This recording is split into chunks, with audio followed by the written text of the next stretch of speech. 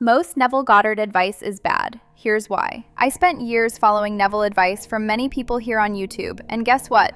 Nothing in my life drastically changed until I figured out the missing part. I mean, I had a few things happen to me before which were really odd, like hints of my manifestations starting to take place, but they were really small things and probably just random.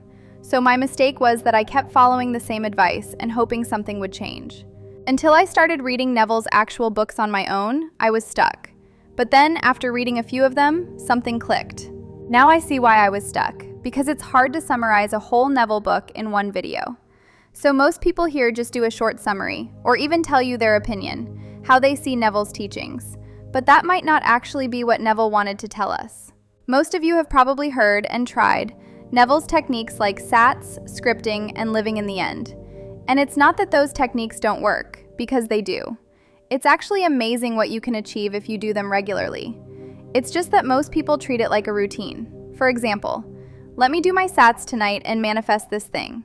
And they do it great, but then wake up tomorrow and go back into their old state, feeling lack all day, but think, it's okay, I'll just do more SATs tonight. It doesn't work like that. See, what most videos about Neville don't tell you is that the technique isn't the point. The state is.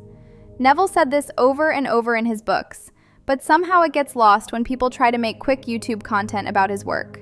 They focus on the how-to part. Here's how to do SATs, here's how to script. But they skip over the most important thing Neville actually taught.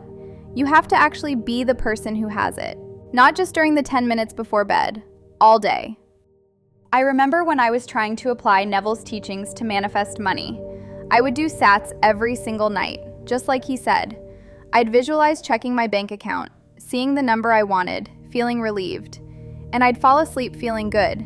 But then I'd wake up the next morning, check my actual bank account, see it was still the same, and immediately feel that sinking feeling in my stomach. Then I'd go through my whole day worried about money, complaining about bills, avoiding looking at my expenses, and then at night I'd be like, okay, time to do SATs again and fix this. But that's not what Neville taught.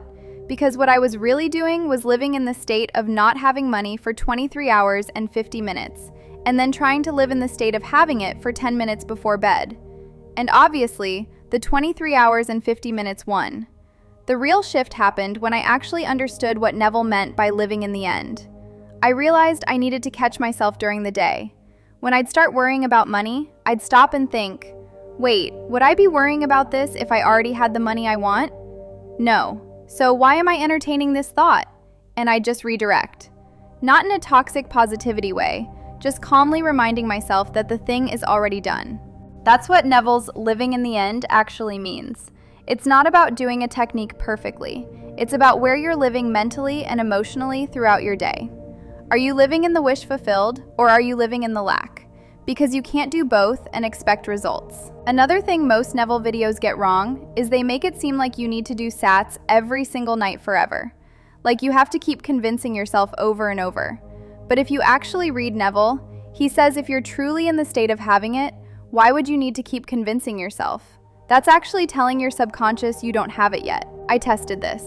After I did SATs for my money thing a few times and really felt it was done, I just stopped. I didn't do it every night. I just lived like it was done. And when doubts came up, I didn't panic and run back to do more SATs. I just quietly reminded myself it was already handled. And that's when things started actually moving. I got random clients reaching out, old invoices getting paid, opportunities I wasn't even looking for.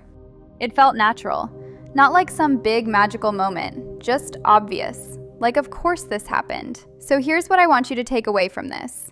If you've been following Neville Goddard advice on YouTube and nothing's changing, ask yourself, am I actually living in the state of having it during the day? Or am I just doing a nighttime routine and then going back to my old patterns? Because Neville's technique is just a tool to get you into the state.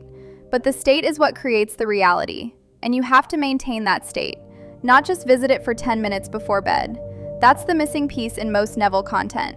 That's what his books actually say, but most videos skip over. Try this. Pick something small you want to manifest this week. Do your SATs or whatever Neville Goddard technique you like once, maybe twice, just to lock in the feeling. And then for the rest of the week, your only job is to catch yourself when you slip back into the old state and gently bring yourself back. Don't keep redoing the technique. Just live like it's done. See what happens.